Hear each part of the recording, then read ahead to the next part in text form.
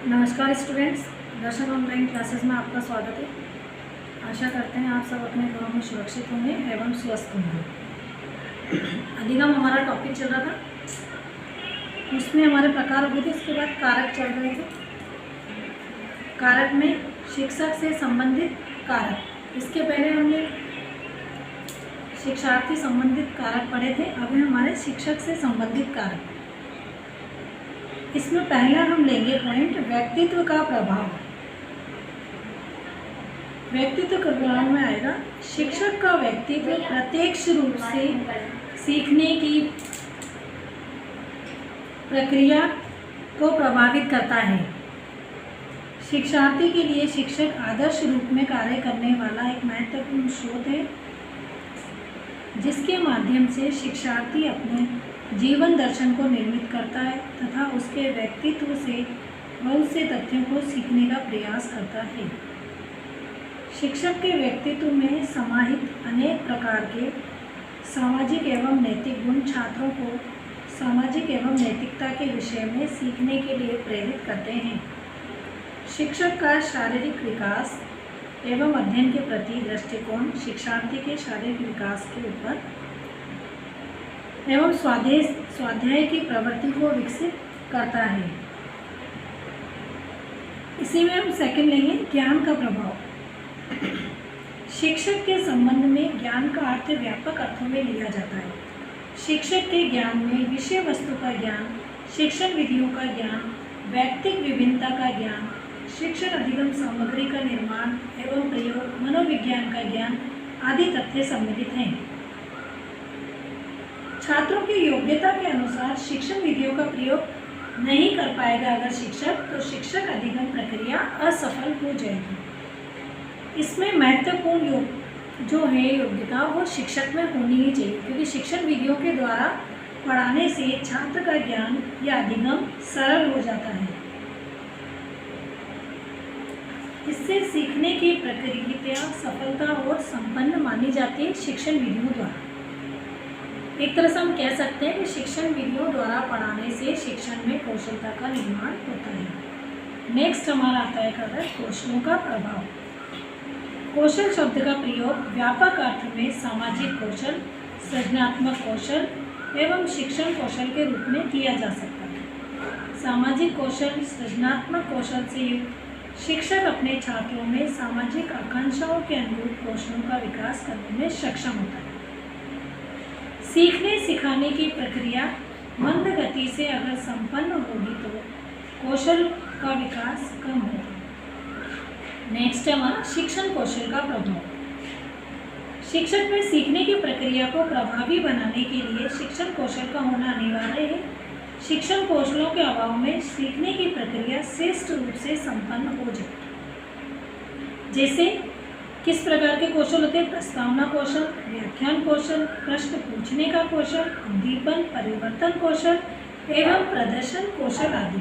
ये कई प्रकार के कौशल सम्मिलित किए गए हैं।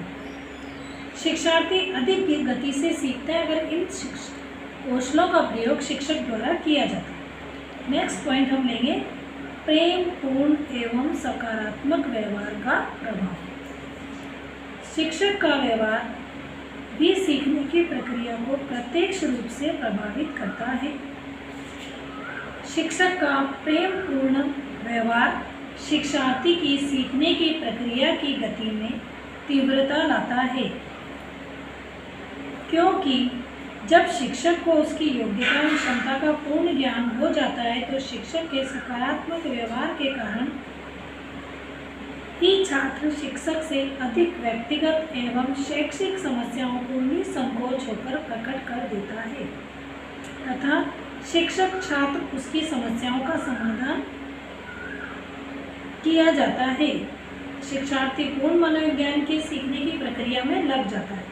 इसमें सकारात्मक प्रेम पूर्वक शिक्षक द्वारा सिखाया जाता है छात्र को। नकारात्मक उदासीन एवं उपेक्षापूर्ण व्यवहार का प्रभाव, जो हमारा लास्ट कारक है, इसमें शिक्षक व्यवहार का द्वितीय रूप है। प्रथम रूप तो हो गया प्रेम वाला सकारात्मक पक्ष, सेकंड आ गया इसमें नकारात्मक पक्ष, जिसमें शिक्षक का शिक्षार्थी के प्रति व्यवहार सामान्य रूप से न होकर असामान्य रूप से होता है। नकारात्मक व्यवहार के अंतर्गत शिक्षक अपने शिक्षार्थी की व्यक्तिगत एवं शैक्षिक समस्याओं से कोई सरापार नहीं रखता है। इस प्रकार शिक्षक का नकारात्मक व्यवहार छात्र को सीखने की प्रक्रिया को मंद कर देता है। तो ऐसा होना चाहिए कि शिक्षक द्वारा छात्रों को सकारात्मक संदेश मिले, ना कि नकारात्मक। तो छात्र के साथ शिक्षक का व्यवहार सकारात्मक होना चाहिए, ना कि नकारात्मक। इसी प्रकार हमारे ये 6 कारक संपन्न होते हैं, पूरे होते हैं। शिक्षक के व्यवहार के द्वारा ही शिक्षक शिक्षार्थी के मध्य शैक्षिक वातावरण तैयार होता है तथा शिक्षण कौशलों के प्रयोग से सीखने सिखाने की प्रक्रिया को प्रभावी बनाया जाता है। इसके परिणाम स्वरूप शिक्षार्थी के सीखने की प्रक्रिया में तीव्रता आती है। ओके स्टूडेंट, ये हमारे 2 कारक हुए। थर्ड हमारा आता है पाठ्य वस्तु से संबंधित कारक। पहले हमने पढ़ा है शिक्षक का शिक्षार्थी से, फिर हमारा थर्ड आया है पाठ्य वस्तु से संबंधित कारक। इसमें हम पहला लेंगे प्रकृति। पाठ्य वस्तु की प्रकृति का आशय उसके स्वरूप से है। यदि पाठ्य वस्तु छात्रों की दृष्टि से महत्वपूर्ण एवं जीवन उपयोगी है तथा छात्रों में मानसिक स्तर से अनुकूल होती है, क्योंकि पाठ्य वस्तु द्वारा या प्रकृति द्वारा व्यक्ति या बालक जल्दी सीखता है। पाठ्य वस्तु की प्रकृति का आशय है निहित विचारों और उसके प्रस्तुतिकरण से है। पाठ्य वस्तु की प्रकृति वैज्ञानिक है, तो शिक्षार्थी की सीखने की प्रक्रिया तीव्र गति से विकसित होती है। नेक्स्ट आएगा इसमें संगठन। पाठ्य वस्तु का संगठन भी सीखने की प्रक्रिया को पूर्णतः प्रभावित करता है। पाठ्य वस्तु के संगठन से आशय पाठ्य वस्तु के प्रस्तुतिकरण की व्यवस्था से है। यदि शिक्षार्थी के समक्ष पाठ्य वस्तु को क्रमबद्ध एवं संगठित रूप से प्रस्तुत किया जाता है तो उसके सीखने की प्रक्रिया में तीव्र गति से विकास होगा। इसके विपरीत स्थिति में तीव्र गति से विकास नहीं होगा। किसी कक्षा में पाठ्य वस्तु के रूप में पहले पहाड़े सिखाने का पाठ तथा बाद में गिनती सिखाने का पाठ है। पाठ्य वस्तु के रूप में दूसरी कक्षा में गिनती सिखाने के बाद पहाड़े सिखाने का पाठ है। तो बच्चों के स्तर के अकॉर्डिंग सिखाने का कार्य होता है। इसमें तीसरा आएगा जीवन से संबंधित। पाठ्य वस्तु का संबंध शिक्षार्थी के जीवन से नहीं है। वह पाठ्य वस्तु को निरर्थक प्रतीत होगी। सीखने में शिक्षार्थी की कोई रुचि नहीं होगी। इस प्रकार सीखने की प्रक्रिया में उत्तम विकास के लिए आवश्यक है कि पाठ्य वस्तु का संबंध जीवन से प्रत्यक्ष व अप्रत्यक्ष रूप में होना चाहिए, जैसे विज्ञान, गणित, इंजीनियरिंग आदि पाठ्य वस्तु को महत्व दिया गया है, क्योंकि इसका संबंध मानव जीवन के विकास एवं औद्योगिकरण से है। उदाहरण के रूप में ले सकते हैं हम पर्यावरणीय ज्ञान, जो शीघ्रता से व्यक्ति सीखता है या बालक सीखता है। इसमें नेक्स्ट पॉइंट आएगा कठिनाई स्तर। पाठ्य वस्तु का कठिनाई स्तर भी एक महत्वपूर्ण बिंदु है, जो कि सीखने की प्रक्रिया को प्रभावित करता है। सामान्य रूप से पाठ्य वस्तु का निर्माण करते समय छात्रों के मानसिक स्तर एवं योग्यता को ध्यान में रखा जाता है। इसके विपरीत स्थिति में सीखने की प्रक्रिया का विकास मंद गति से होगा, क्योंकि कठिन या सरल पाठ्य वस्तु छात्रों में अरुचि उत्पन्न करती है। पाठ्य वस्तु का कठिनाई स्तर शिक्षण की प्रक्रिया को पूर्ण रूप से प्रभावित बनाता है। ओके स्टूडेंट्स, आज का टॉपिक हमारा ये कंप्लीट हुआ है।